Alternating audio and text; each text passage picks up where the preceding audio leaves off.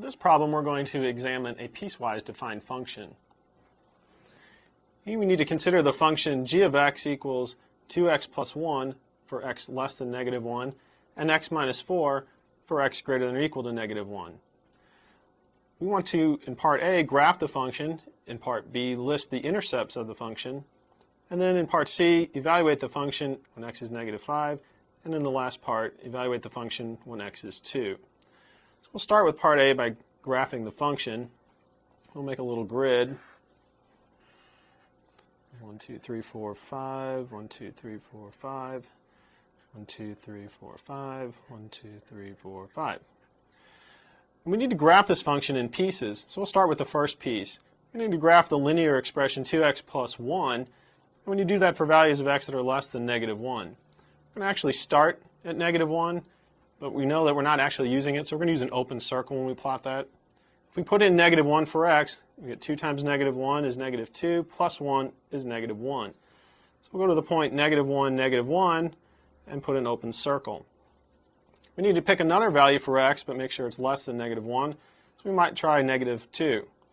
If we put in negative 2, negative 2 times 2 is negative 4, plus 1 is negative 3.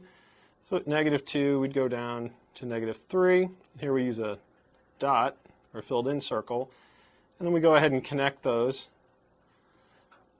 And that's the graph of 2x plus 1 for x less than negative 1. We move on to the next piece, x minus 4. We're going to plot that for values of x that are greater than or equal to negative 1. Since we can use negative 1 here, we'll include that. Negative 1 minus 4 is negative 5. So at negative 1, we go down 1, 2, 3, 4, 5. And we are actually using it for this piece, so we use a filled-in circle. We need to pick another value for x that's greater than or equal to negative 1. So we might try 0. 0 minus 4 is negative 4. So when x is 0, go 1, 2, 3, 4. And we connect our dots. And there's our graph. Move on to part B. Part B says to list the intercepts of the graph. If we look at our graph in our two pieces, we see that this piece never hits the x-axis or the y-axis, so we'll get no intercepts from this piece. But this second piece does hit the x-axis and the y-axis. It'll eventually hit the x-axis up here somewhere, and we've already seen where it crosses the y-axis. So we need to work with this second piece. That's the x minus 4. So we'll start there. Y equals x minus 4. We want to find the x-intercept. We'll go ahead and let y equal 0 and solve that equation. So 0 equals x minus 4. That yields x is equal to 4. So our x-intercept is 4. We want to find the y-intercept. We would go ahead and let x equal 0, and we actually did that when we were plotting it.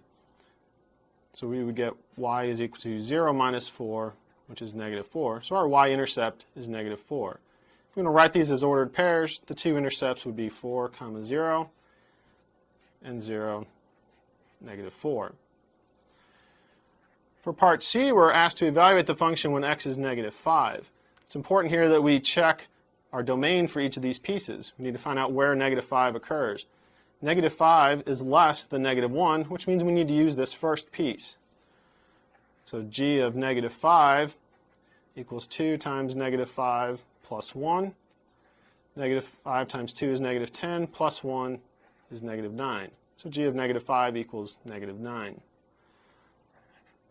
Part D, we want to find g of 2. So again, we come up to our domains and find out where x is equal to 2. 2 is greater than negative 1, so we're using this second piece. So g of 2 is equal to 2 minus 4, which is equal to negative 2.